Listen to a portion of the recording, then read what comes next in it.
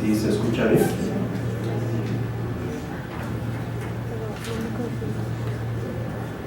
En las ciudades ocurre un incesante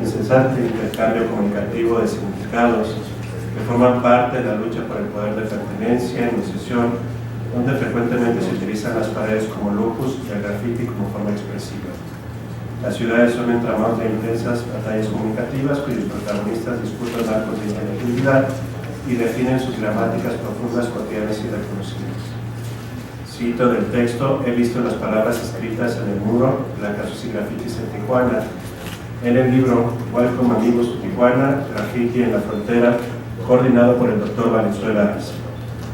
Es un gusto para el CIPEU y también comparto para el grupo de Planner Network tener con nosotros el día de hoy al Dr. José Manuel Valenzuela Arce, profesor investigador del Colegio de la Frontera Norte, y que nos distingue con su visita para impartir la conferencia relacionada con el documental Entre el Spray y la Pared. Voy a permitir leer el currículo del Dr. Valenzuela. El Dr. José Manuel Valenzuela Arce es doctor en Ciencias Sociales con especialidad en Sociología por el Colegio de México. Es profesor investigador del Departamento de Estudios Culturales del Colegio de la Frontera Norte e integrante del Sistema Nacional de Investigadores Nivel 3 del Consejo Nacional de Ciencia y Tecnología. Sus investigadores han abordado temas relacionados con cultura e identidad, fronteras culturales, movimientos sociales, sociología urbana y cultura popular. Ha publicado más de 40 artículos en revistas de alta calidad, así como 28 libros, entre los que se encuentran Paso del Norte, This is Tijuana, en el 2004, A la Brava S, Identidades Juveniles en México, Cholos, Punks y Chavos Bandas, 1997, y Jefes de Jefes, Corridos y Narcocultura en México, del 2002. Este último libro obtuvo el Premio Internacional Casa de las Américas, Cuba, 2001. En 2005 recibió la beca Guggenheim que otorga la John Guggenheim Memorial Foundation. Y bueno, nuevamente le damos las gracias por estar aquí con nosotros, con una agenda difícil, complicada, varios viajes, pero la verdad muy agradecidos porque esté con nosotros. La dinámica de la sesión, de la presentación del doctor Valenzuela, vamos a tener un primer momento de exposición por parte del doctor, y en un segundo momento vamos a compartir con ustedes el documental titulado Entre el Spray y la Pared, un documental elaborado por el antropólogo visual Pavel Valenzuela. Terminado el documental, vamos a tener un tercer momento para preguntas. Entonces, sin más, ahora la palabra al doctor Valenzuela. Muy buenas tardes. En primer lugar, mi profundo agradecimiento a Salvador Salazar por su gentil invitación para participar en este importante encuentro, planificación y estudios urbanos. También la acogida, la recepción de esta Universidad Autónoma de Ciudad Juárez. Y quisiera entonces presentar algunas ideas muy generales para dar una introducción a lo que sería el trabajo que les queremos presentar, que es un trabajo de campo con jóvenes realizado en la ciudad de Tijuana y que tiene que ver con el tema del graffiti. Pero antes de esto, en el marco general que quiero colocar, habría que destacar el tema de la ciudad y la memoria, que es un asunto que han ustedes destacado y sobre el cual han reflexionado.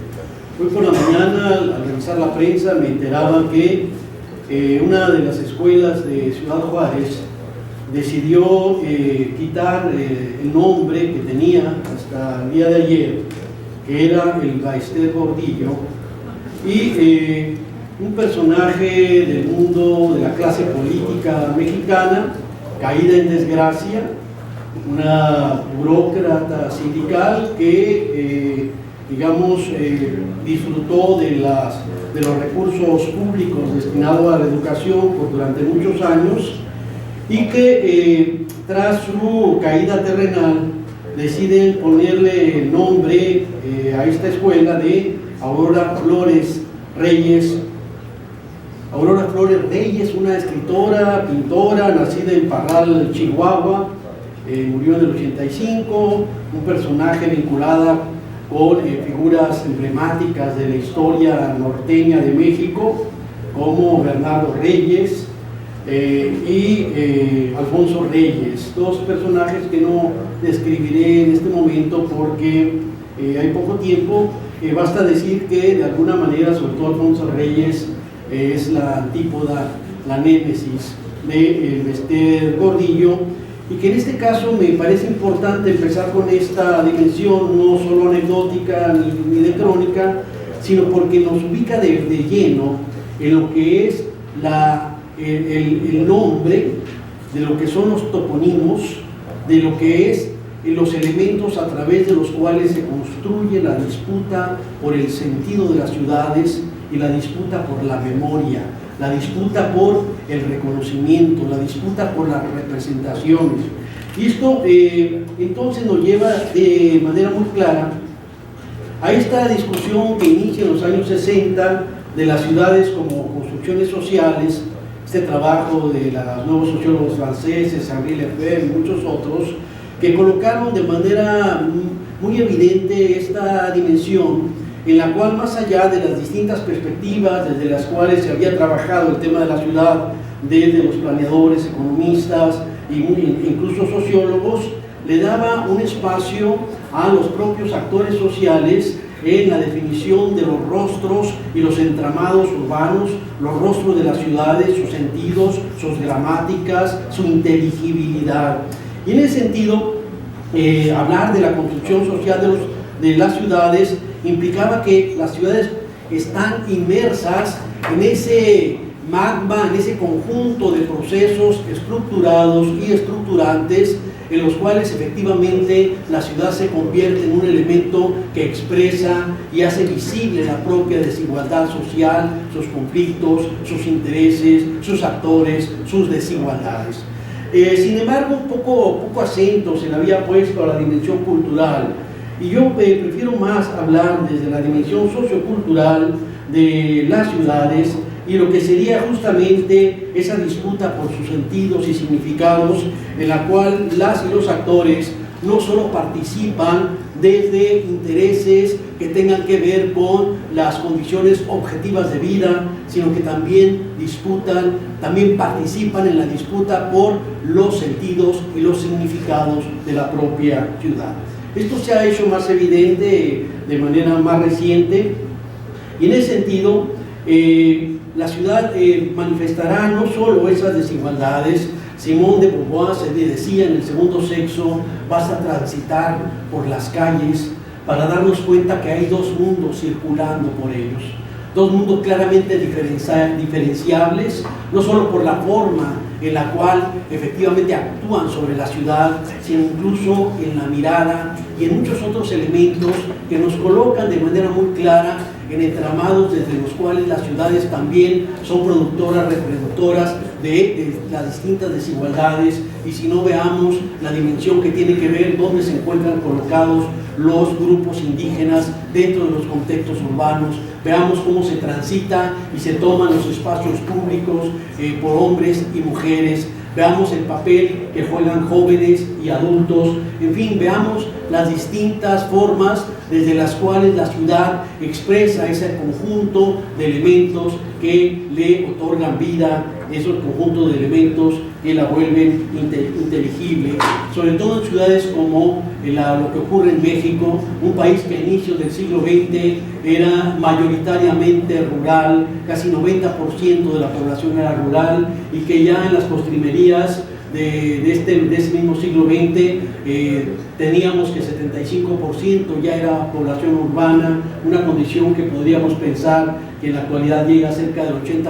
o más, y por lo tanto comprender esas gramáticas urbanas resulta imprescindible, no solo para planificadores, no solo para arquitectos, no solo para economistas, no solo para sociólogos, sino también para quienes nos interesa entender cómo se da esa disputa de significados en nuestras ciudades. Y entonces, Si esto lo pensamos así, yo podría entonces colocar el tema del recuerdo como esa remembranza de los eventos pasados, de los fenómenos que ocurrieron, de los eventos que marcaron ciertos ámbitos de nuestras vidas, y podríamos pensar en la memoria como la recreación y construcción colectiva de los significados de esos recuerdos. Por lo tanto, hablar de la memoria implica un proceso colectivo de significación del pasado, del sentido del pasado, del sentido de los eventos que nos marcan, que nos significan, que participan como referentes de nuestras identidades. Por eso quitar el vestir gordillo se vuelve un elemento de bullying cuando había sido un elemento de poder hasta hace poco. Habría que pensar en la redefinición de nuestras ciudades y a lo mejor pensar en figuras y calles como Carlos Salinas de Gortari, figuras como lo que serían varios de nuestros expresidentes y actuales también, muchas de las figuras del campo político actual, y pensar si realmente son esas las figuras que representan el tipo de ciudad en la cual deseamos vivir. Dicho lo anterior, quisiera colocar lo que sería la especificidad desde el punto de vista de la ciudad, de las ciudades y de la memoria de las ciudades en contexto de frontera. Y para esto quisiera primero señalar que el crecimiento de las ciudades fronterizas escapa con mucho a muchas de las principales teorías urbanas sobre la ciudad, teorías como las del lugar central, teorías tradicionales del hinterland, teorías de los polos. Las ciudades fronterizas que emergen, digamos, a partir de lo que fue el establecimiento de esta línea divisoria tras los tratados de Guadalupe Hidalgo, firmados el 2 de febrero de 1848, genera un proceso muy claro de poblamiento que tiene poco que ver con esas perspectivas, que no es el lugarcito central y de ahí se va dando el crecimiento, sino va a ser la propia línea fronteriza la que marca la expansión de las ciudades en distintas formas y niveles, y va a ser esa colindancia de fronteras la que va a marcar y enmarcar muchos de los procesos que se dan en estas ciudades fronterizas. Considero que pensar la vida de frontera y las ciudades fronterizas, más allá del exceso de metaforización que tenemos sobre la frontera y las ciudades de frontera, ¿no? Los temas de solo hibridación, los temas de que si son horribles, que si son feas, perdón, aquí sí está mi amigo, la metáfora, la sobremetaforización de la frontera, que si es porosa, si es el palimpsesto solamente, que si es al final de cuentas una condición de la asimilación. Pienso que hay distintos elementos desde los cuales podemos repensar la condición fronteriza y por lo tanto el lugar que esa condición fronteriza ha tenido en el crecimiento de las ciudades de la frontera. Lo primero es que efectivamente pensar las ciudades fronterizas nos obliga a colocar el tema de zona de contacto, este concepto de Marie-Louise Pratt, en el cual pone en evidencia lo que es claramente la articulación, el diálogo, la interacción entre procesos que implican a sociedades distintas, con poderes diferentes, con capacidades sociales distintas y también con formaciones culturales diferenciadas. Tenemos que pensar en ciudades fronterizas desde una dimensión conjuntiva. La frontera juntó cosas que estaban separadas. La dimensión conjuntiva marca y sigue definiendo muchos de los procesos que se dan en estos contextos de la vida fronteriza y transfronteriza. Por lo tanto, esta articulación de elementos que estaban separados como un rasgo característico de la vida de frontera también implica una condición disyuntiva, en el sentido que la frontera también separó cosas que estaban unidas. Los pueblos indios que habitaban esta frontera y que en los tratados de Guadalupe Hidalgo, uno de los ejes que firmaron ambos países fue perseguir a los indios en cualquiera de los países, independientemente de dónde pudieran o se les imputara haber cometido un delito, y castigarlos con la misma hazaña que si lo hubieran cometido en el propio país. La frontera dividió pueblos. Esta frontera y este espacio en el cual se encontraban otro tipo de poblamientos y otro tipo de características de los Quirigua, Paypay, Cumiay, Cochimíes, Cucapás, Yaquis, Mayos, Seris, Guarijíos, Otan, Pimas, Rarámuris, Tepehuanos, Mexicaneros, Mascogo, Seminoles, por no decir los que se encuentran también del otro lado, pero todo esto son realidades que fueron separadas por la frontera y en su condición disyuntiva que separó esas realidades que antes estaban unidas. Las fronteras también implican ámbitos conectivos que van más allá de la condición transfronteriza, y por lo tanto un asunto importantísimo que vemos en estos mundos de frontera es la proliferación de los distintos elementos conectivos que existen entre ambos países. Solo Tijuana tiene más de 110,000 cruces diarios por esa frontera, lo cual implica un conjunto de procesos que incluyen entramados socioafectivos de orden amistoso, comunitario, familiar, de comercial, económico, múltiples transacciones que rompen la idea esta de la frontera solo construida desde el conflicto y que nos obliga a pensar a la propia frontera desde este conjunto de entramados que implica la dimensión conjuntiva, disyuntiva, conectiva, pero también una dimensión inyuntiva. La inyunción alude a este proceso donde no todos son ámbitos horizontales, y la frontera también se define desde la sobreposición de poderes que definen en gran medida las gramáticas de la frontera. La redefinición hacia inicios de los años 90 del siglo XX de esta frontera como un asunto de seguridad nacional no fue ni inicia en septiembre 11, sino que inicia prácticamente con la caída del muro de Berlín.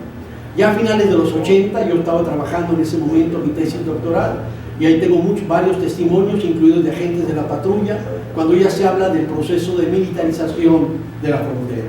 Hay una redefinición que se acentúa en septiembre 11 y que lleva de manera muy clara a una nueva realidad, esa realidad que hoy vivimos y que tiene que ver con que más allá de todos esos procesos conjuntivos, colectivos, del que yo he hablado anteriormente, se construye como un eje rector el tema de la seguridad nacional, y por lo tanto esto abre o hace más visibles algunas heridas, como el tema de la migración, donde la vulnerabilidad y la indefensión se vuelve mucho más grave, y aquí la frontera es el espacio en el cual efectivamente esto se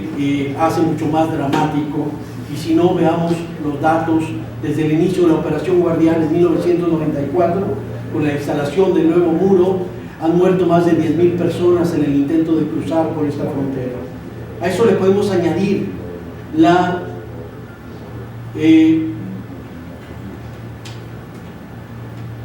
equivocada y miserable posición del gobierno mexicano de asumir una política del propio país como país frontera, que también ha implicado la muerte de una enorme cantidad de centroamericanos en el intento de llegar de frontera sur a frontera norte. Pero dejemos el dato de los 10,000 muertos en esta frontera. Si yo les digo que en toda la historia del muro de Berlín murieron entre 200 y 640 personas, que es el debate que existe, si pensamos en los más de 10,000 muertos desde el inicio de la Operación Guardián, creo que hay un desafío que nos convoca como académicos, como personas, como actores de nuestras ciudades y como figuras que tenemos un papel para pensar el proyecto civilizatorio que queremos construir. Pero las fronteras también son generativas. Las fronteras son ámbitos muy fértiles en la cual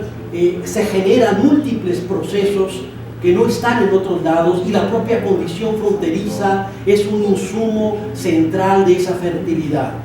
Y junto a esos procesos generativos, señalo el último, es un conjunto de ejes que yo tengo para pensar las fronteras. La frontera también sirve como un ámbito prefigurativo, en el sentido que enmarca procesos que después se despliegan en otros lugares. A partir de 1965, cuando inicia el programa de industrialización fronteriza que transforma el contexto urbano de las ciudades fronterizas mexicanas, efectivamente se pensaba que el tema de la maquila era un asunto fronterizo. Ahora sabemos que no es más, que la maquila era solo la punta de lanza de un nuevo proceso mucho más amplio y profundo de flexibilidad laboral, que está en todo México, Centroamérica, Chile, Colombia, Asia y en muchos otros países. Y entonces, lo que eran los temas culturales del consumo fronterizo no son más temas fronterizos. Costco, Walmart y muchas otras cosas igualan los consumos de las clases medias más allá de lo que fue el origen de frontera. Procesos que iniciaron como ámbitos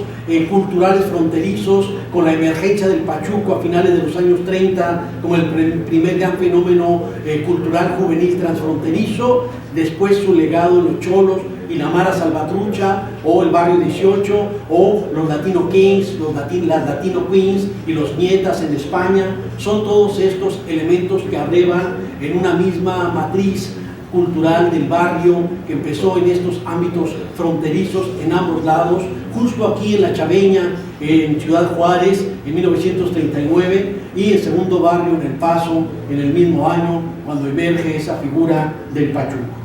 Entonces, pensando esto, ¿cuáles son los elementos que deben de obligar a redefinir la perspectiva, la peculiaridad de los mundos fronterizos en la discusión sobre las ciudades? Lo primero, obviamente, tiene que ver con la dimensión histórica, que tiene un papel central como anclaje y referente en la conformación de la memoria social. El segundo, la propia migración, que está articulada muy directamente a esta dimensión de frontera. Basta decir que en los años 30, 40, 50, Ciudad Juárez o Tijuana tenían, digamos, crecimientos exponenciales, sobre todo por migración. Yo siempre digo, son ciudades que crecieron, formadas por pedacitos de patria, que llegaban de todos los rincones de México y se iban quedando en estos contextos fronterizos. El otro eje tiene que ver con el control de las fronteras y la seguridad nacional como dimensión disyuntiva de la cual ya hablé. El siguiente elemento tiene que ver con la precarización urbana. Los procesos tan intensos de migración, a partir de los cuales crecieron las ciudades fronterizas, efectivamente también generaron amplios procesos de precarización urbana. Todavía el primer plan regulador de Tijuana, por ejemplo, es de 1976. Eso nos da una idea de lo tardío. Y en 1980, 40% del área urbana de Tijuana era irregular. Ciudad Juárez tiene otro asunto parecido en términos de un crecimiento muy fuerte de las áreas urbanas dentro de marcos de irregularidad, en gran parte imbuidos o inmersos en lo que han sido las dinámicas migratorias.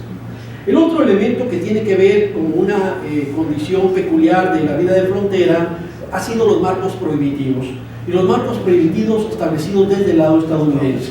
Como ustedes saben, 1914 con la ley Harris, con la prohibición de la cocaína y los derivados del opio, que entonces era la aspirina de la época, y las grandes farmacéuticas como Bayer eran los que la fabricaban y la distribuían, genera un primer asunto donde el trasiego se vuelve importante, pero del lado mexicano no era ilegal.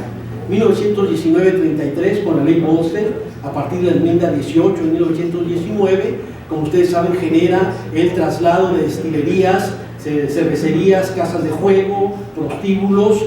los casinos, toda una serie de elementos que redefinieron el rostro de las ciudades fronterizas, que quedaron definidas desde este doble ámbito de la frivolidad, la dimensión frívola, pero también lúdica, glamurosa, con la presencia hollywoodense del lado mexicano. En Tijuana, las visitas de Humphrey Bogart, los hermanos Marx, Johnny Weissmuller, Charles Chaplin, Margarita Cancino, que bailaba en el Foreign Club de Tijuana, y luego se va a Estados Unidos, se convierte en Rita Hayworth, Rodolfo Valentino, que se casa en Mexicali mientras filmaba la película del Che. Pero por otro lado estaba toda esa dimensión bajo la cual crecieron los mundos de prostitución, los mundos del alcohol, los mundos de lo que entonces se definía como el vicio, yo lo pongo entre comillas, pero que sí implicó un proceso importante de precarización, sobre todo de precarización de la vida de muchas mujeres. El otro asunto que ya lo señalé de manera breve es el tema de la maquila y lo que fueron los importantes procesos de precarización laboral que se empezaron a dar en las ciudades fronterizas, pero que también redefinieron el rostro de las ciudades, y también empezamos a ver procesos muy interesantes que habían iniciado con la Pachuca, que empieza a romper con el rol tradicional de sumisión de la mujer y asume roles protagónicos en la calle con los vatos, y las mujeres de Maquila también empezaron a tomar y a redefinir ciertos espacios públicos con su presencia, lo cual generó elementos de animadversión, lo cual generó también ciertas etiquetas construidas desde el orden patriarcal y la condición misógina, que las consideraron como maquilocas o maquilarañas, en el sentido de mujeres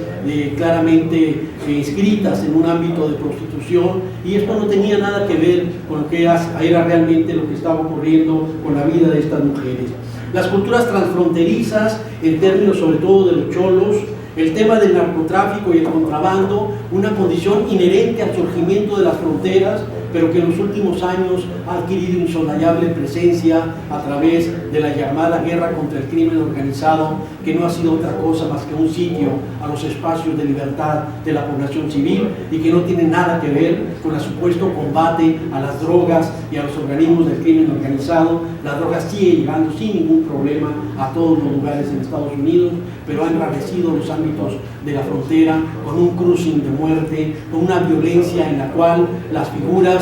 proscritas del llamado crimen organizado y muchas de las figuras del mundo institucionalizado participan en la misma cancha. Temas como familias transfronterizas, relaciones sociales transfronterizas, lo que sería el tema de la emergencia de nuevos actores que empiezan a aparecer de manera muy clara, sobre todo desde los mundos juveniles, y que se inscriben en nuevas formas de pensar la ciudad. Y en esas nuevas formas está justamente esta disputa por los sentidos y los significados de la ciudad, por sus gramáticas, su habitabilidad, su inteligibilidad. Muchos jóvenes que se han sentido excluidos de lo que ha sido el crecimiento de nuestras ciudades y que recurren a distintos mecanismos de intervención urbana, de conformación de colectivos que con su misma presencia redefinen los rostros de las ciudades, pero también disputan las gramáticas que se encuentran inscritas en las paredes de las ciudades. Voy a terminar, pasamos con una imagen. Quiero simplemente señalar un ejemplo de estos elementos que estoy señalando, y antes de pasar a ver el video, quisiera que vean esta imagen.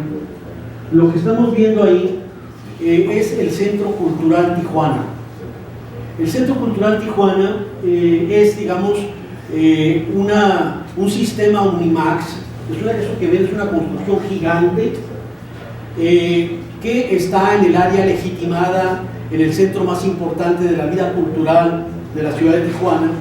Y entonces es un espacio obviamente que convoca a ciertos sectores de la ciudad, clases medias, altas principalmente, y es digamos un espacio también donde artistas y demás construimos. Yo también he participado en muchas cosas en el sector, debo decirlo, pero simplemente hablo de un ámbito que era el ámbito legitimado de la alta cultura de la ciudad de Tijuana. Y les leo brevemente una anécdota. A principios de 2000 me reuní con Christoph Godisco, a quien algunos de ustedes conocerán, uno de las figuras top del arte mundial, quien preparaba su proyecto para Insight en Tijuana. Su pregunta inicial fue: ¿quiénes son los héroes y las heroínas de Tijuana? Posteriormente, Godisco preguntó quién está representado en los monumentos de la ciudad. Él no estaba pensando en los prohombres ni en los héroes con mayúsculas, sino en los personajes de la ciudad, sus actoras y sus actores, los personajes de la vida cotidiana, a quienes reconocí ausentes en las estatuas y monumentos de Tijuana. Los monumentos tijuanenses recrean la historia nacional como comunidad imaginada a partir de los grandes relatos nacionales. Esta recreación se realiza a través de figuras míticas, entre las que se encuentra el relato germinal de la nación mexicana, la fundación de la Gran Tenochtitlan, personajes emblemáticos como Cuauhtémoc o los elementos que componen el escudo nacional. También encontramos alusiones al encontronazo de mundos mediante la figura de Cristóbal Colón, santos, misioneros, Francisco de Asís, Fray Junípero Serra y el padre Eusebio Quino. Entre los monumentos tijuanenses están los héroes que nos dieron patria, representados en la estatua de Miguel Hidalgo y Costilla, el generalísimo José María y Morelos y Pavón, Vicente Guerrero y los defensores de la patria. Junto a ellos, los héroes de la segunda mitad decimonónica, Benito Juárez, Ignacio Zaragoza, los héroes de la Revolución como Pancho Villa, los presidentes de los gobiernos correvolucionarios, Álvaro Obregón, Lázaro Cárdenas, Rodolfo Sánchez Taboada, y los grandes proyectos nacionales como el monumento al libro de texto gratuito y una bandera nacional de 103 metros de altura y 50 metros de largo por 28.6 de alto. Otros personajes que vigilan las calles tijuanenses son el monumento a la libertad de expresión, monumento desairado y descuidado que rinde homenaje a los periodistas asesinados, Manuel Acosta Mesa, Manuel Buendía, Francisco Zarco, Héctor Félix Miranda. Ahora, con más, la del país con mayor número de periodistas asesinados, obviamente sería ineficiente este monumento para dar un testimonio fiel de lo que ha ocurrido con la libertad de expresión en México. En Lomas Taurinas se encuentra el monumento a Luis Donaldo Colosio, asesinado en ese lugar el 23 de marzo de 1994. Lo paradójico de este monumento es que pareciera que se construyó para olvidar. La respuesta a la pregunta de Krzysztof Wodiczko resulta evidente, pues las ciudadanas y ciudadanos comunes no tienen espacios reservados en los monumentos de las ciudades.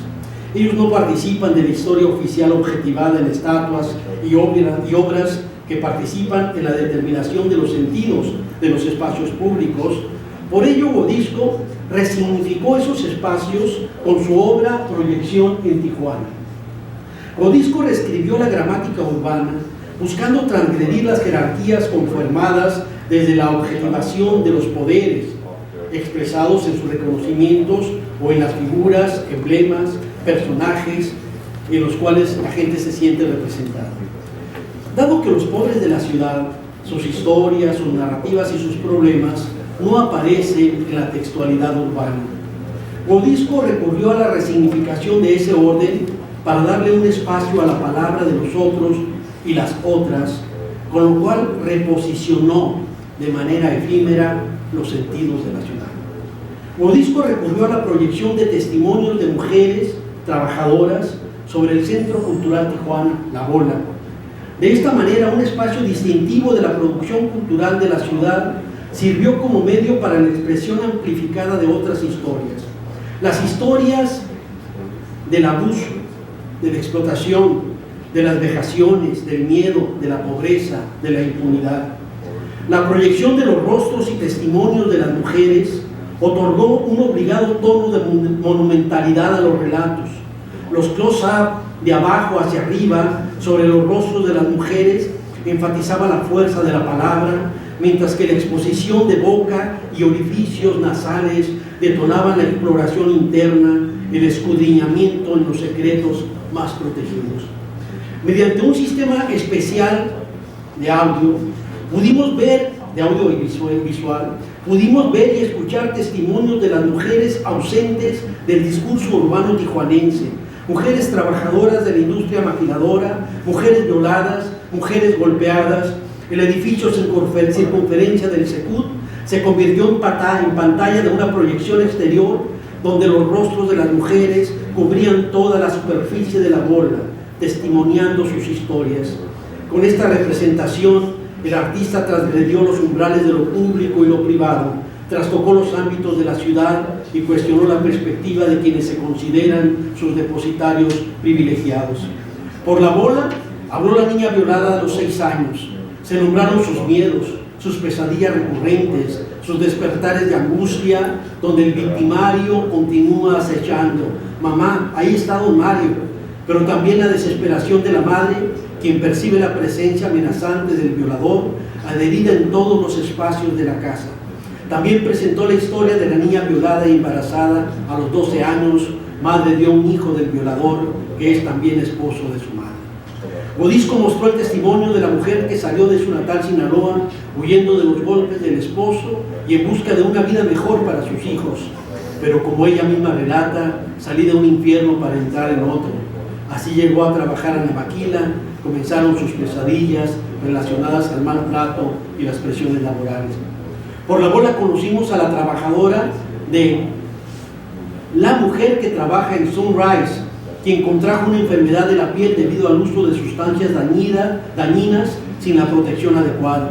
La piel le fue cambiando, se fue manchando hasta convertirse en una sola mancha que le cubrió todo el cuerpo, pero ni el cambio epidérmico, ni la comezón, ni el ardor, ni el peligro de cáncer lograron que le incapacitaran, pues el médico argumentaba que aún tenía ojos, manos y piernas. En la bola se denunciaron persecuciones y violación de los derechos humanos contra las trabajadoras que han solicitado mejores condiciones de trabajo y se expresaron las inconformidades. Nos tratan como si fuéramos animales. De las presiones laborales surgen muchas pesadillas de las trabajadoras. Ellas encarnan la figura de un Sísifo que debe cubrir una cuota de trabajo interminable, pues el stock se renueva constantemente y crece a pesar de sus esfuerzos. En la bola se escucharon los testimonios sobre las precarias condiciones de vida en las colonias populares de Tijuana, los avatares de la vida sin luz, sin drenaje, sin pavimento. También se denunciaron las criminales agresiones de policías tijuanenses, quienes detuvieron sin motivo alguno a 4 jóvenes que se dirigían a una lunada en Rosarito, pero nunca llegaron, pues fueron brutalmente agredidas por la policía. Los representantes del orden golpearon y violaron a Wendy, dejándola en estado de coma por varios meses, mientras que a Héctor lo golpearon dejándole con afectaciones mentales permanentes. Los policías nunca fueron sancionados. Desde entonces, una de las participantes en esta experiencia sueña de manera recurrente que está frente a una montaña de muertos calcinados. Cristo Godisco recurrió a la proyección de testimonios de las trabajadoras, proyectándolas para darle visibilidad a estas historias del paisaje invisible, tan presentes en la definición de la morfología y la vida de la ciudad. Las historias contadas por las mujeres transgredieron la gramática de la ciudad, alteraron su doxa, llevaron los discursos proscritos a los espacios legitimados e hicieron visibles las experiencias proscritas, sobreponiendo sus voces a la imagen oficial de los espacios urbanos. Y si gustan, pasamos entonces para ver estos nuevos actores en este video, que es básicamente una experiencia que hago con el director, antropólogo visual Pavel Valenzuela, que además es mi hijo, y entonces el trabajo etnográfico que estamos haciendo, él hace la parte más atractiva, porque los videos usualmente son mucho más, llegan a más gente que los libros. Entonces pasamos a ver el video si ustedes están de acuerdo.